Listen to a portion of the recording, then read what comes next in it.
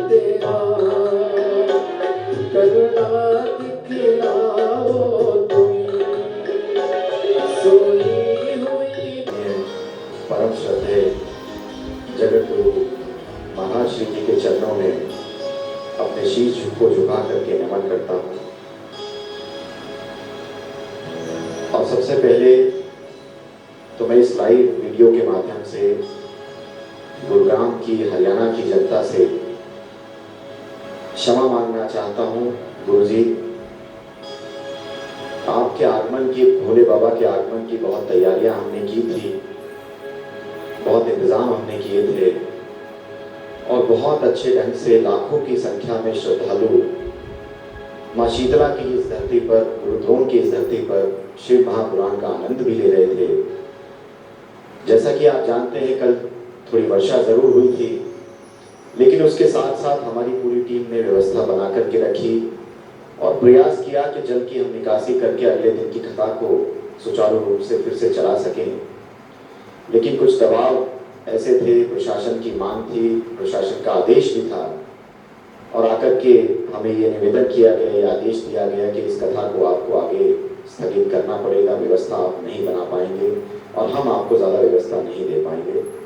तो मैं क्षमा मांगना चाहता हूँ हरियाणा के, देश के सभी श्रद्धालुओं से कि थोड़ी सी त्रुटि हमारी तरफ से इस कथा को सुचारू रूप में चलाने में शायद कहीं रही होगी, जिसकी वजह से हमने बाद में गुरुजी से निवेदन किया कि गुरुजी, आपको हम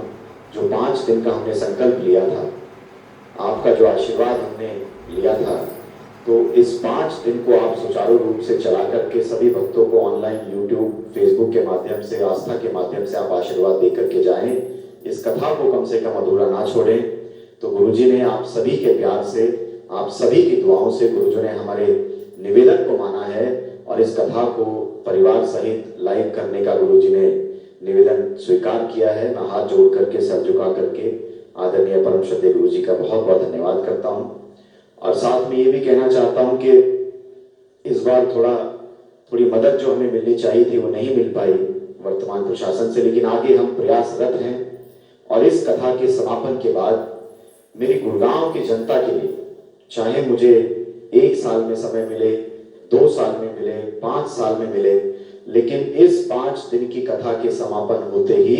मैं गुरुजी के चरणों में ये निवेदन जरूर करूंगा कि गुरुजी, एक बार दोबारा आप गुड़गांव आकर के 7 दिन की कथा हमारे गुड़गांव वासियों के लिए जरूर दे करके जाएं।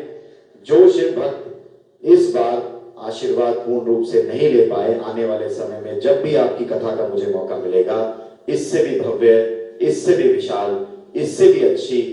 एक और बहुत बड़े स्तर पर हम कथा जरूर आयोजन आप सभी के लिए करेंगे। आपने जो इस कथा के दौरान बहुत यादव परिवार के ऊपर, हम सभी के ऊपर प्यार बनाए रखा, इस कथा को आपने सुचारू ढंग से चलाने में हमारी जो मदद की, उसके लिए मैं आप सभी का बहुत बहुत आभारी हूँ। धन्यवाद। श्री शिवाय नमस्तुभ्यम। हर हर महादेव। बड़ा ही सुंदर उद्बोधन हम सभी ने श्रवण करा और आज कथा के तीसरे दिवस में हम सभी प्रवेश करेंगे। आप सभी को ज्ञात है, शुद्धपुर नगरी सीहोर की पावन धरा पर भव्य कुबेरेश्वर धाम की जो स्थापना होने जा रही है, सेवा का कार्य इस धरा से निरंतर सुचारू रूप से चलता है। चाहे भोजन भंडारे की सेवा हो या फिर गौ माता की सेवा हो या फिर स्वास्थ्य संबंधित सेवा हो,